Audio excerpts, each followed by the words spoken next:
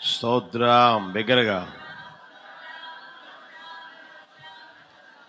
స్తోత్రం స్తోత్రం స్తోత్రం స్తోత్రం స్తోత్రం స్తోత్రం స్తోత్రం స్తోత్రం.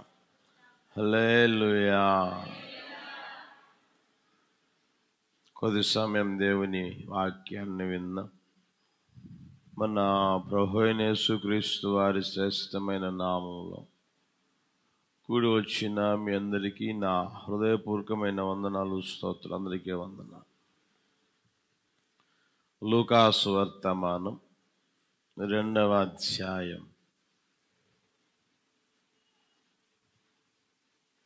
36, 37 వచనాలు మనం అందరం చదువుదామా? తీశారా అందరూ? 36, 37 వచనాలు లూకాసు వర్తమానం. ఆషేరు గోత్రీకురాలును పనూయేలు కుమార్తెయునైన అన్న అను ఒక ప్రవక్తి ఉండెను. ఆమె కన్యాత్సవము మొదలుకొని 7 ఏండ్లు పెనిమిడితో సంసారము చేసి బహుకాలము గడిచినదై 84 సంవత్సరములు విధవరాలై ఉండి దేవాలయము విడువక ఉపవాస ప్రార్థనలతో రేయింబవలు సేవ చేయుచుండెను. ఇక్కడ అన్న అనే ప్రవక్త గురించి వ్రాయబడిన మాటలు ఉన్నాయి. ఆమె గురించి వ్రాయబడిన మాటలు చదువుకునే గొప్ప భాగ్యం ప్రభు మనకు కూడా దయచేశారు. అక్కడ చూడండి, ఆమె ఆషేరు సౌండ్ తగ్గించరా, ఆషేరు గోత్రీకురాలు. ఆషేరు అని అంటే భాగ్యవంతులు లేదా సౌఖ్యముగా ఉన్నవారు లేదా సంతోషంగా ఉన్నవారు. ఆ గోత్రంలో పుట్టింది. పనూయేలు అని అంటే దేవుని సముఖము లేదా దేవుని దర్శనం. దేవుని సముఖములో ఉండి దేవుని దర్శనాన్ని పొందుకున్న ఆ కుటుంబంలో జన్మించింది. ఆషేరు గోత్రములో పనూయేలు కుమార్తెగా పుట్టింది. అన్న అంటే కృప అర్థం. కృప పొందుకొని నడిపించబడతా ఉంది. ఈ అంతటి కృపయ్య అంటే ఒక ప్రవక్తగా నడిపించబడింది, ఒక ప్రవక్తిగా తీర్చిదిద్దబడింది. అంత గొప్ప స్థితిలోనికి, అంత గొప్ప స్థానానికి ఆమె రావడం మనం గమనించగలుగుతూ ఉన్నాం. దానికి ప్రబలమైన కారణం ఏంటంటే ఆమె తీసుకున్న నిర్ణయాలు లేదా తీర్మానము అనేది చెప్పుటలో సందేహం ఏమీ లేదు. ఆమె వ్యక్తిగత జీవితంలో ఆమె తీసుకున్న తీర్మానం మనం ఇంకా ఆమె జీవితంలో గమనిస్తే 2వ అధ్యాయం 37 వచనం చూడండి. అక్కడే లూకాసు వర్తమానం 2వ అధ్యాయం 37 వచనం, 38 క్షమించండి, 38 చూడండి. ఆమె కూడా ఆ గడియలోనే లోపలికి వచ్చి దేవుని కొనియాడి, చాలు, యేసు ప్రభువుకి సున్నతి చేసేదానికి వాళ్ళ తల్లిదండ్రులు దేవాలయంలోనికి తీసుకొచ్చినప్పుడు సుమియోను అనే వ్యక్తి యేసయ్యను చూడడం, ఆయన గూర్చి మాట్లాడడం మనం గమనించగలుగుతూ ఉన్నాం. ఈమె కూడా అక్కడే ఉండి ఆ మాట మనం గమనిస్తే ఆమె కూడా ఆ గడియలోనే లోపలికి వచ్చి దేవుని కొనియాడి, అంటే యేసు ప్రభుని చూసి కొనియాడిన ఆ సందర్భం మనం అక్కడ గమనించాలి. ప్రియమైన వాళ్ళగా ఒకసారి ఆలోచించండి. ఆమె ఎంత గొప్ప స్థితిలోనికి, ఎంత గొప్ప స్థానంలోనికి వచ్చింది అని అంటే, ఎంత గొప్ప దీవెన ఆశీర్వాదం పొందింది అని అంటే, భాగ్యవంతులుగా సౌఖ్యము కలిగి సంతోషముగా ఉన్న ఆ గోత్రంలో పుట్టి దేవుని సముఖములో ఉండి దేవుని దర్శనాన్ని పొందుకున్న ఆ కుటుంబంలో పుట్టి కృప పొందినదిగా మనం గమనించగలుగుతా ఉన్నాం. ఎంతటి కృప అంటే ఒక ప్రవక్తిగా తీర్చిదిద్దబడి అతని స్థానం మార్చబడింది, స్థితి మార్చబడింది. ఇంకా మనం గమనించాం అక్కడగా యేసు ప్రభుని కనులారా చూసిందంట. యేసయ్యకి మహిమ కలుగును గాక. హల్లెలూయా. అక్కడ ఎంతోమంది ఉన్నా యేసు ప్రభుని ఆమె కనులారా చూడగలిగిన ఆ గొప్ప భాగ్యం ఆమె పొందుకున్నది. సుమియోను తర్వాత ఆమె పొందుకున్నట్లుగా దేవుని వాక్యంలో స్పష్టంగా వ్రాయబడి ఉంది. ప్రియమైన వాళ్ళ దానికి కారణం ఏంటయ్యి అంటే ఆమె తీసుకున్న తీర్మానాలు అనేవి మనం గుర్తెరగలగాలి. మన వ్యక్తిగత జీవితంలో కూడా యేసు ప్రభుని నమ్మి నడిపించబడమే కాకుండా ఈ లోకంలో బ్రతుకుతూ ఉండగా దేవుని ద్వారా మన స్థానం మార్చబడునుగాక, మన స్థితి మార్చబడునుగాక. అంటే దేవుని ద్వారా ఘనపరచబడ్డం, హెచ్చించబడ్డం, గొప్ప చేయబడ్డం, దేవుని ద్వారా కలిగే ఆశీర్వాదాన్ని పొందుకోవడం, దీవెన పొందుకోవడం ఏమండి అవి అనుభవిస్తూ యేసయ్య నామానికి సాక్షులుగా తేజరిలుతో ఉండడమే కాకుండా యేసు ప్రభుని ఒక రోజు రాబోతూ ఉన్నాడు. ఆయన అంటాడు, ఇదిగో నేను త్వరగా వచ్చుచున్నాను అని. ఆ వచ్చినప్పుడు ప్రియమైన వాళ్ళరా యేసు ప్రభుని మనం ఎదుర్కొని ఆయన్ని కన్నులారా చూచే భాగ్యం పొందుకొందుముగాక. హల్లెలూయా. ఏ స్థితిలోనికి మనం రావాలయ్యా అంటే యేసు ప్రభుని నమ్మి నడిపించబడే ఆ స్థితిలోనే ఉండడం కాదు. రోజు రోజుకి మన స్థితి మార్చబడాలి. రోజు రోజుకి మన స్థానం మార్చబడాలి. ఎక్కడ వేశారా గొంగలంటే వేసిన కాడే ఉన్నారండి అన్న ఆ అనుభూతిలో ఉండడం మాత్రమే కాకుండా అనుభూతి మార్చబడాలి. రోజు రోజుకి కొంచెం ఆత్మ సంబంధంగా మన స్థానం, మన స్థితి మార్చబడుతూ ఉండగలగాలి. చివరికి మన అనుభవం ఏ విధంగా మారిపోవాలి అంటే కడబూర స్వరాన్ని విని చూడండి అన్నమాట. తెస్సలోనిక మొదటి పత్రిక 4వ అధ్యాయం 16వ వచనం. తెస్సలోనిక మొదటి పత్రిక 4వ అధ్యాయం 16వ వచనం చూడండి. ఆర్భాటముతోనూ ప్రధాన దూత శబ్దముతోనూ దేవుని బూరతోనూ పరలోకము నుండి ప్రభు దిగి వచ్చును. క్రీస్తునందుండి మృతులైన వారు మొదట లేస్తారు. ఆ మీదట సజీవులమై నిలిచి ఉండు మనము వారితో కూడా ఏకముగా ప్రభువును ఎదుర్కొనుటకు. ఆ మాట గమనించ, ప్రభువును ఎదుర్కొనుటకు, ప్రభువుని కలుసుకొనుటకు, ప్రభువుని చూచుటకు ఆకాశ మండలమునకు మేఘం మీద కొనిపోబడదుము. సదాకాలం ఆయనతో కూడా ఉందము. ఆ భాగ్యాన్ని మనం పొందుకుందము గాక. హల్లెలూయా. మందిరములో అడుగుపెట్టిన ఏ ఒక్కరు విడిచిపెట్టబడకూడదు. అర్థమవుతుందా? రహస్య రాకడ ప్రభు వచ్చినప్పుడు ప్రియమైన వాళ్ళరా ఏ ఒక్కరు విడిచిపెట్టబడకూడదు. అడుగు పెట్టిన ప్రతి ఒక్కరూ ఈ భాగ్యాన్ని పొందుకొందురు గాక. హల్లెలూయా. చనిపోయామా ఏమండి లేవాలి ఉంది కదా బైబిల్లో. మొదట క్రీస్తునందుండి మృతులైన వారు మొదట లేస్తారు. ఆ మీదట సజీవులమై నిలిచి ఉండి మనము వారితో కూడా కలిసి ప్రభువుని ఎదుర్కొనే దానికి మనం వెళ్ళగలగాలి. అట్టి కృప నిశ్చయముగా ప్రభు మనకు అనుగ్రహించును గాక. ఆ స్థితిలోనికి రాగలగాలి. ప్రియమైన వాళ్ళరా బాగా గమనించండి. హన్నా అనే ఆ తల్లిగారు మనం గమనిస్తే ప్రియమైన వాళ్ళరా 84 సంవత్సరాలు అక్కడే ఉంది. ఏమంటే చిన్న వయసులో నుంచి ఉంది. ఆమె యేసు ప్రభుని కనులారా చూసే స్థితిలోనికి వచ్చింది. మనం కూడా ఒక రోజున యేసు ప్రభుని కనులారా స్థితిలోనికి చూడగలిగే ఆ స్థితిలోనికి ప్రభు తీసుకుని వచ్చును గాక. అటు కృపతో నింపి నడుపును గాక. దానికి ఏమంటే మన వ్యక్తిగత జీవితం ఎలా ఉండాలి అంటే మనం తీసుకునే నిర్ణయాల మీద ఆధారపడి ఉంటుంది. ఆమె తీసుకున్న నిర్ణయాల మీద ఆధారపడి ఆమె వ్యక్తిగత జీవితం ఎంతగా అయితే ఆశీర్వదించబడిందో, ఆమె ఎంత స్థితిలోనికి అయితే రాగలిగిందో, యేసు ప్రభువును చూడగలిగిందో, మనము తీసుకునే తీర్మానాలను బట్టి కూడా మన స్థితి మార్చబడుతూ ఉంది. మనం దేవుని ద్వారా ఆశీర్వాదం పొందడమే కాకుండా ఒక రోజున ప్రభువుని చూచుదుము గాక, ప్రభువుతో కూడా ఉందుము గాక. హల్లెలూయా. ఈరోజు చూడండి చాలామంది తీర్మానాలు చేస్తారు. అందులో నడిపించబడరు.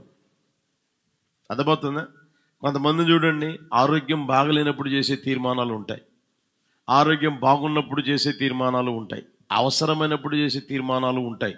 ఏమండి, సమస్యల వలయంలో చుట్టుమిట్టాడుతూ ఉన్న పరిస్థితుల్లో ఏమండి ముందుకు అడుగు వేయలేక వెనక అడుగు వేయలేక ఏం చేయాలో దిక్కు తోచని పరిస్థితుల్లో ప్రభా నన్ను గట్టింకి అది చేస్తానయ్యా, ఇది చేస్తానయ్యా, అట్లా ఉంటాను ఇట్లా ఉంటానయ్యా అని ఏమండి తీర్మానాలు అయితే చేస్తారు. ఆ తీర్మానాలు ఏమైనా నడిపించబడతారా అంటే ఆ కార్యం జరిగిన వెంటనే ఆ తీర్మానం పొరపాటున కూడా గుర్తు కూడా ఉండదు. అలాంటి పరిస్థితుల్లో చాలామంది ఉన్నారు ప్రియమైన వాళ్ళ. బైబిల్లో కూడా మనం గమనిస్తే యాకోబు అనే వ్యక్తి ఇంట్లో నుంచి బయలుదేరి వెళ్ళాడు. అమ్మా కొంచెం అది తీసుకుపోమ్మా, అలా సండే స్కూల్కి పంపించడం మీకు చేతగా అట్లా ఏం చేయాలి? 2 పీకి కింద కూర్చోబెట్టచ్చు కదా. హల్లెలూయా, హల్లెలూయా. యాకోబు జీవితం మనం గమనిస్తే ప్రియమైన వాళ్ళ ఆ ఇంట్లో నుంచి బయలుదేరాడు. బయలుదేరిన తర్వాత చిమ్మ చీకటి కలిగింది.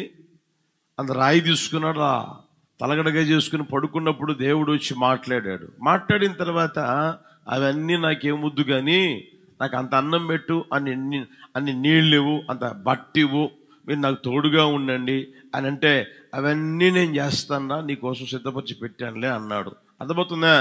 అలా చేస్తే నేను మరలా తిరిగి వచ్చినప్పుడు ఇదిగో నేను నిలిపిన ఈ రాయి దేవుని మందిరంగా మారుతుంది అన్నాడు. ఆ తర్వాత నాకు ఎంతైతే ఇస్తావో అందులో నేను 10వ భాగం కూడా మీకు ఇచ్చేస్తాను అన్నాడు. అర్థమవుతుందా?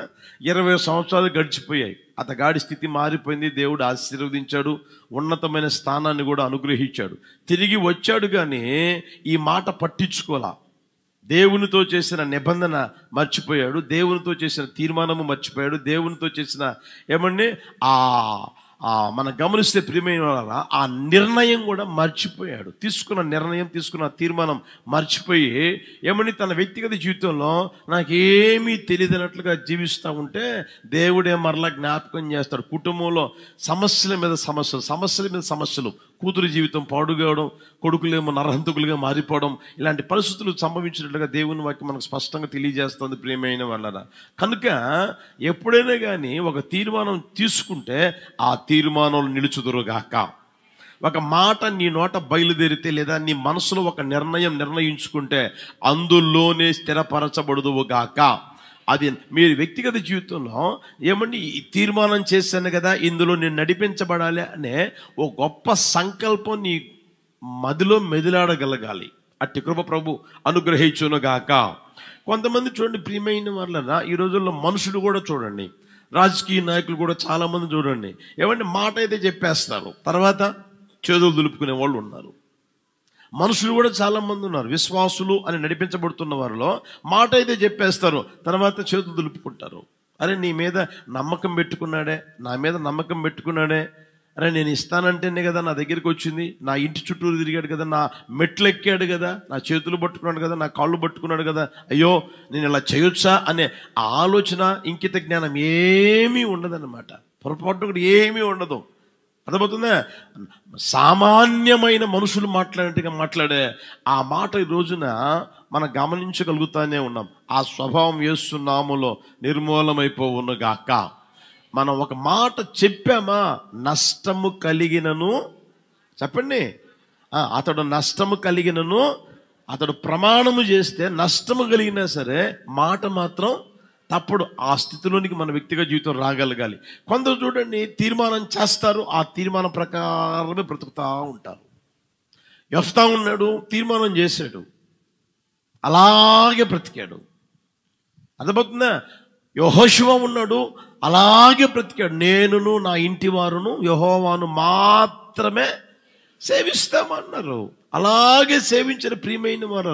దానియేలు ఉన్నాడు, నేను తినను, ఏంటి చెప్పండి గట్టిగా, రాజు భోజనం చేసే భోజనము, రాజు పానం చేసే ద్రాక్షారసము త్రాగి నన్ను నేను అపవిత్రునిగా చేసుకోలేను, అంతే. ఇక ఆయన వచ్చి బ్రతిమలాడతాడు, అయినా నేను తిన్న బాబు, నా వల్ల కాదు బాబు, అని ఆ తీర్మానం నిలబడిన ఆ మాటలు మన వ్యక్తిగత జీవితంలో గమనించగలం. ప్రియమైన వాళ్ళరా, ఈ రోజున తీర్మానము చేసేమో కొంతమంది ఏమో తప్పిపోతూ ఉంటే, కొంతమంది ఏమో తీర్మానము చేసి ఆ తీర్మానం నడిపించబడుతూ దేవుని ఆశీర్వాదాలకు వారసులుగా మారుతున్నారు. దేవుని దీవెనలు అనుభవిస్తూనే ఉన్నారు. వారి వ్యక్తిగత జీవితంలో వారి స్థాయి, వారి స్థానం, వారి స్థితి ఏమంటే దేవుని ద్వారా మార్చబడుతూనే ఉన్నారు. ప్రియమైన వాళ్ళరా, ఆ స్థితిలోనికి మన వ్యక్తిగత జీవితం రాగలగాలి. అట్టి కృప ప్రభు అనుగ్రహించును గాక. హల్లెలూయా.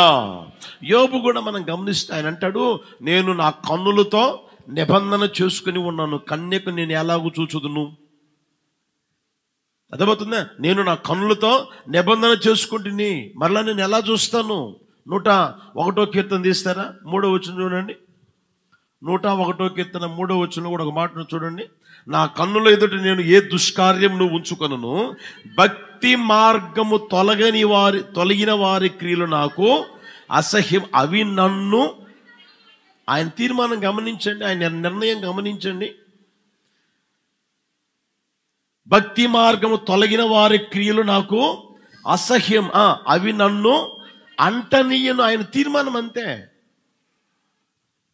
అర్థమవుతుంది ప్రియమైన వాళ్ళరా, నువ్వు ఎంత మంచి తీర్మానాలు తీసుకోగలుగుతావో అంతగా నా దేవుని ఆశీర్వాదం నిన్ను వరించును గాక, అంతగా నీ కుటుంబం బాగుపడును గాక, అంతగా నీ వ్యక్తిగత జీవితం, నీ పిల్లల జీవితం ఉన్నతమైన స్థితిలోకి నా ప్రభు తీసుకుని వచ్చును గాక. ఆయనే నీ మీద బాధ్యత వహించి, భారం వహించి ఆయన ఏం చేస్తాడు అంటే నీ స్థితిని మారుస్తాడు, నీ స్థానాన్ని కూడా ప్రభువు మారుస్తాడు. హల్లెలూయా. కనుక మన వ్యక్తిగత జీవితంలో తీసుకునే తీర్మానాలు చాలా ప్రాముఖ్యమైన ప్రియమైన వాళ్ళరా. మీరు చూడండి, కొంతమంది తప్పుడు నిర్ణయాలు తీసుకుంటారు, తప్పుడు ఏమండి తీర్మానాలు చేసుకుంటారు, తప్పుడు తీర్మానాలు చేస్తారు. అథవా తప్పుడు నిర్ణయాలు తీసుకుని వారి వ్యక్తిగత జీవితంలో బాధను మిగుల్చుకుంటారు, వేదనని మిగుల్చుకుంటారు, కన్యలే అన్నపానాలుగా మార్చుకునే ఆ పరిస్థితులకు వస్తూ ఉంటారు. అది దేవుని ద్వారా కలిగింది కాదు, మనుషుల ద్వారా కలిగింది, వాళ్ళు చేసుకునే తీర్మానాలను బట్టే. ఇప్పుడు చూడండి, దేవుడు వచ్చి చెప్పాడు, ఇదిగో ఆ మధ్యలో ఉన్న చెట్టు యొక్క ఫలాలు నీవు తినవద్దు అని, తినమన నీవు చస్తావు అని చెప్పాడు. దేవుడు చెప్పాడు, తల ఊపాడు, బాగానే ఉంది. ప్రియమైన వాళ్ళ రోజులు గడిచాయి. ఆమె గారు అలా వెళ్ళి ఏమండి, ఆమె గారు ఏదో చేసింది, చూసింది, తీసుకున్న తర్వాత ఏమంటే తెచ్చి తిన్నది. తినడమే కాకుండా తీసుకొచ్చి భర్తకి ఇచ్చింది. ఆయన కూడా ఏం చేశాడు? ఆ ప్రాంతంలోనే ఉన్నాడు కదా, ఆ తోటలో ఉన్నాడు కదా, ఉన్నాడు లేడా? ఆ చెట్టు ఫలాలు ఎలా ఉంటాయో తెలీదా? చెప్పలేమండి.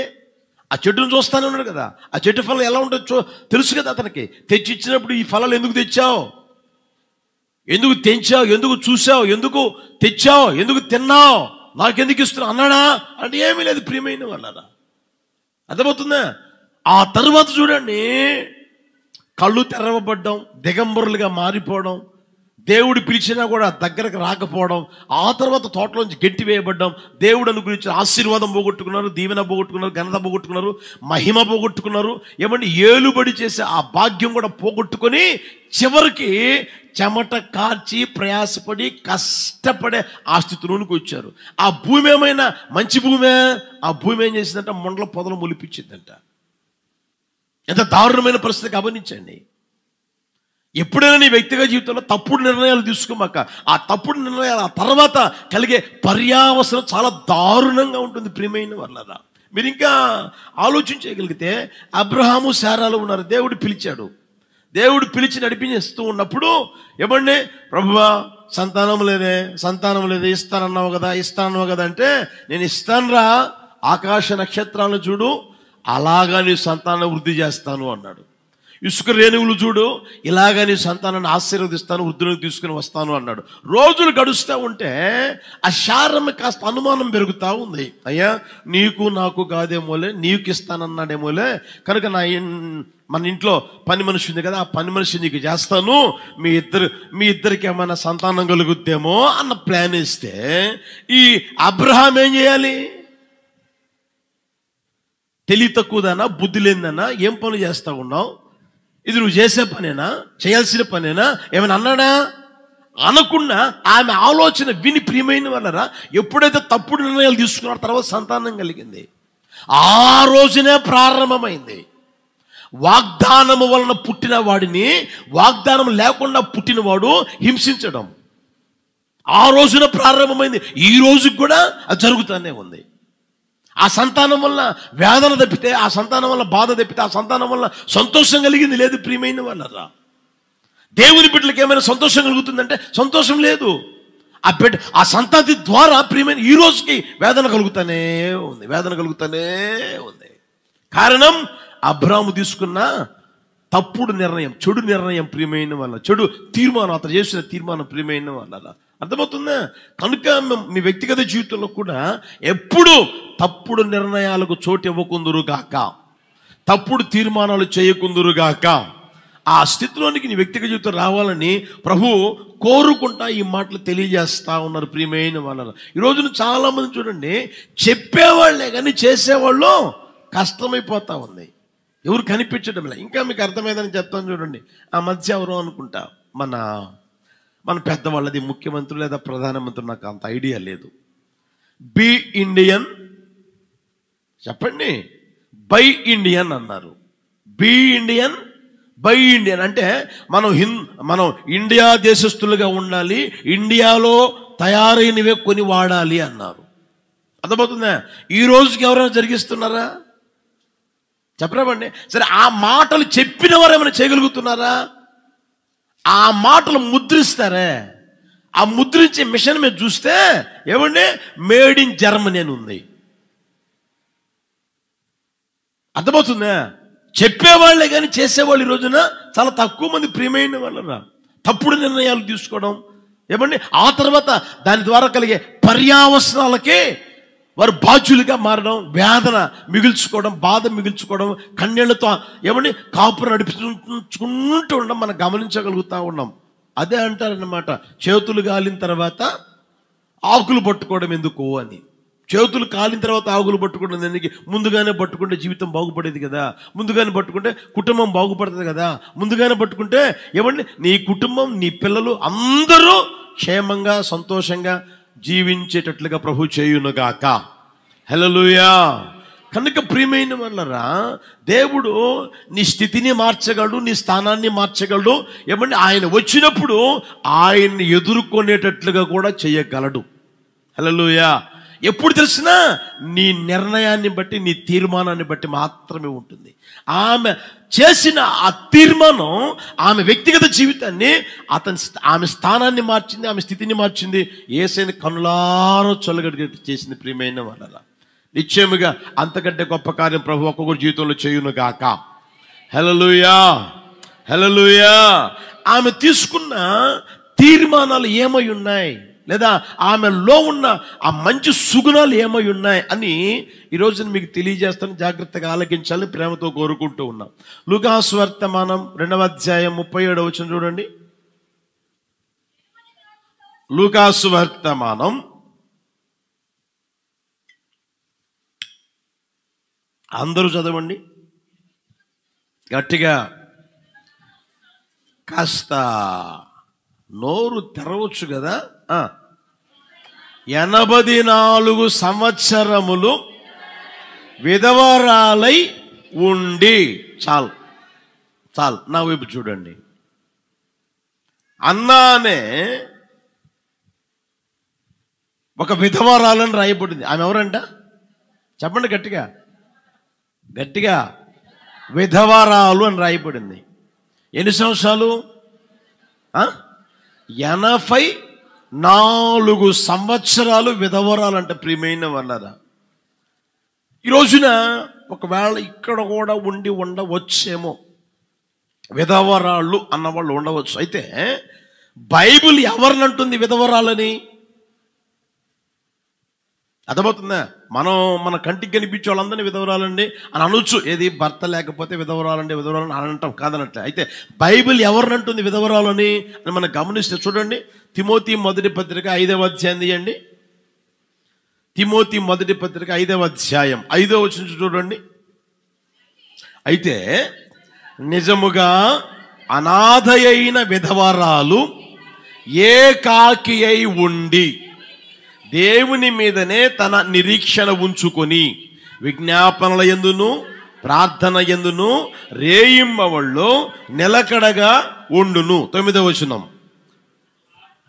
వచనం 60 ఏండ్ల కంటే తక్కువ వయస్సు లేక ఒక్క పురుషునికే భార్యయై సత్క్రియలకు పేరు పొందిన విధవరాలు పిల్లలను పెంచి పరదేశులకు ఆతిథ్యం ఇచ్చి పరిశుద్ధుల పాదములు కడిగి శ్రమపడు వారికి సహాయము చేసి ప్రతి సత్కార్యము చేయబూనుకొనినదైతే అయితే ఆమెను విధవరాండ్ర లెక్కలో చేర్చవచ్చు.